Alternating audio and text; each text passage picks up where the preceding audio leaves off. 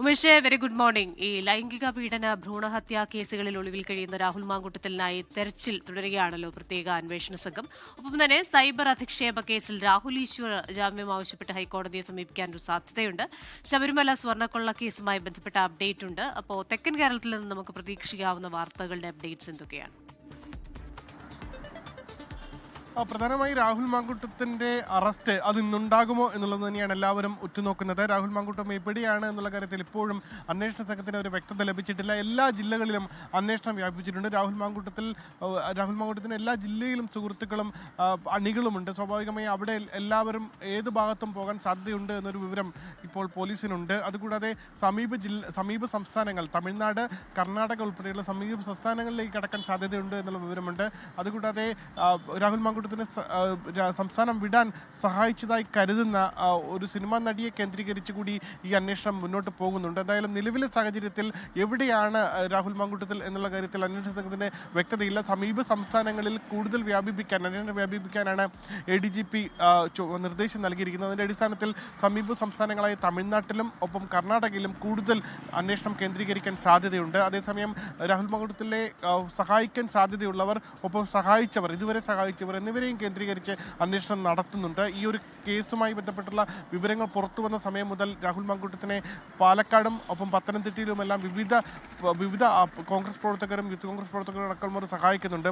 അവരെയും കേന്ദ്രീകരിച്ച് ഇപ്പോൾ അന്വേഷണം മുന്നോട്ട് പോകാനാണ് തീരുമാനിച്ചിരിക്കുന്നത്. അതേസമയം രാഹുൽ ഈശ്വറിന്റെ കാര്യത്തിൽ രാഹുൽ ഈശ്വർ ഇന്നലെ തന്നെ ജയിലിലേക്ക് പോയിരുന്നു. രാഹുൽ ഈശ്വർ ഇന്നലെ തന്നെ മാധ്യമങ്ങൾക്ക് മുന്നിൽ പ്രഖ്യാപിച്ചാണ് പോയത് താൻ നിരാഹാര സമരം ആരംഭിക്കാൻ പോകുന്നു എന്നുള്ളതാണ്. എന്തായാലും നിരാഹാര സമരം ആരംഭിച്ചു എന്നാണ് ഇപ്പോൾ ലഭിക്കുന്ന വിവരം. ഇപ്പോൾ ജയിൽ അധികൃതരോട് ഇന്നലെ തന്നെ തനിക്ക് ഭക്ഷണം വേണ്ട എന്നുള്ള വിവരം അറിയിച്ചു എന്നാണ് പറയുന്നത്. ഏതായാലും ഇന്ന് രാവിലെ വീണ്ടും ഭക്ഷണം എത്തിക്കാനുള്ള സമയമാകുന്നതേ ഉള്ളൂ. ഇന്നലെ രാത്രി ഭക്ഷണം കഴിച്ചിട്ടില്ല, വെള്ളം മാത്രം മതി എന്നാണ് അറിയിച്ചിരുന്നത്. ഇന്ന് രാഹുൽ ഈശ്വറിന്റെ അഭിഭാഷകൻ ഹൈക്കോടതിയെ ജാമ്യവുമായി ബന്ധപ്പെട്ടുള്ള അപേക്ഷ നൽകാൻ സാധ്യതയുണ്ട്. കഴിഞ്ഞ ദിവസം ചീഫ് ജുഡീഷ്യൽ മജിസ്ട്രേറ്റ് കോടതിയാണ് രാഹുൽ ഈശ്വറിന്റെ ജാമ്യം അപേക്ഷ തള്ളിക്കൊണ്ട് ഉത്തരവിട്ടത്. ഇത്തരത്തിൽ തെളിവ് നശിപ്പിക്കാനും പ്രതികളെ സ്വാധീനിക്കാനും അടക്കം സാധ്യതയുണ്ട്. ഒപ്പം സമാനമായ കുറ്റകൃത്യം വീണ്ടും ആവർത്തിക്കാൻ സാധ്യതയുണ്ട് എന്ന് കണ്ടുകൊണ്ടായിരുന്നു ഈ ജാമ്യാപേക്ഷ തള്ളിയത്. എന്തായാലും ഈ വിഷയത്തിൽ രാഹുൽ ഈശ്വറിന്റെ ജാമ്യാപേക്ഷ ഹൈക്കോടതിയിൽ എത്തിക്കഴിഞ്ഞാൽ എന്ത് നിലപാട് ഹൈക്കോടതി അടക്കം സ്വീകരിക്കും, പ്രോസിക്യൂഷൻ സമാനമായ രീതിയിൽ ശക്തമായി എതിർക്കുമോ എന്നീ കാര്യങ്ങളെല്ലാം ഇനി അറിയേണ്ടതുണ്ട്. അതേസമയം ശബരിമല സ്വർണ്ണക്കൊള്ളയിൽ പ്രതി പത്മകുമാർ ഇപ്പോൾ ജയിലാണ്. പത്മകുമാറിന്റെ ജാമ്യാപേക്ഷ ഇന്ന് കൊല്ലം വിജിലൻസ് കോടതി പരിഗണിക്കുന്നുണ്ട്. നേരത്തെ കൊടുത്താണ്. പക്ഷേ ഇതിൽ ഏറ്റവും സുപ്രധാനം പത്മകുമാർ ജാമ്യാപേക്ഷയിൽ ഉന്നയിച്ച കാര്യങ്ങളാണ്. പത്മകുമാർ ഉന്നയിച്ചത് താൻ എടുത്ത തീരുമാനങ്ങളൊന്നും തൻ്റെ വ്യക്തിപരമായ തീരുമാനങ്ങളല്ല, ദേവസ്വം ബോർഡ് എന്ന നിലയിൽ കൂട്ടുത്തരവാദിത്തമുണ്ട്. അതായത് ദേവസ്വം ബോർഡ് മുൻ അംഗങ്ങൾക്ക് അതിൽ ഉത്തരവാദിത്തമുണ്ട് എന്ന് പറയാതെ പറയുകയാണ്. മുൻ അംഗങ്ങളായ KP ശങ്കരദാസും വിജയകുമാർ അടക്കമുള്ളവർക്ക് ഇതിൽ ബന്ധമുണ്ട് എന്നുള്ളതാണ് ഈ ജാമ്യാപേക്ഷയിൽ പറയുന്ന ഏറ്റവും പ്രധാനമായ കാര്യം. സ്വർണ്ണപ്പാളി ചെമ്പ് എന്ന് രേഖപ്പെടുത്തിയത് ഉദ്യോഗസ്ഥർ പിച്ചള എന്ന് രേഖപ്പെടുത്തിയത് താൻ മാറ്റി പിച്ചള എന്നത് വെട്ടിമാറ്റി ചെമ്പ് എന്ന് എഴുതിയത് മാത്രമാണ് താൻ ചെയ്തത്.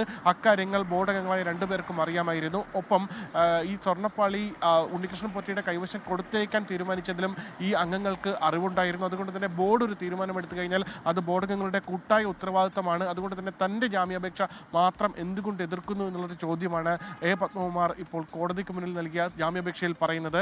അതേസമയം പത്മകുമാറിന്റെ ജാമ്യാപേക്ഷ പ്രോസിക്യൂഷൻ എതിർക്കും. പുറത്തിറങ്ങിക്കഴിഞ്ഞാൽ നേരത്തെ ഉണ്ണികൃഷ്ണൻ പോറ്റിയും പത്മകുമാറും തമ്മിലുള്ള ബന്ധം ചൂണ്ടിക്കാണിക്കും. ഒപ്പം പത്മകുമാർ പുറത്തിറങ്ങിക്കഴിഞ്ഞാൽ സാക്ഷികളെ സ്വാധീനിക്കാനുള്ള സാധ്യതയുണ്ട് എന്നുള്ള കാര്യം കൂടി പ്രോസിക്യൂഷൻ കോടതി അറിയിക്കാൻ സാധ്യതയുണ്ട്. ഇതൊക്കെയാണ് തെക്കൻ കേരളത്തിൽ നിന്ന് നമുക്ക് പ്രതീക്ഷിക്കാവുന്ന വാർത്തകൾ. ലോകത്തെവിടെയായാലും ഏത് സമയത്തും 24 വാർത്തകളും ഓഗ്മെന്റഡ് റിയാലിറ്റി പാക്കേജുകളും എക്സ്പ്ലെയിനറുകളും വിശദമായി കാണാൻ ഞങ്ങളുടെ YouTube ചാനൽ നിങ്ങൾക്ക് സബ്സ്ക്രൈബ് ചെയ്യാം.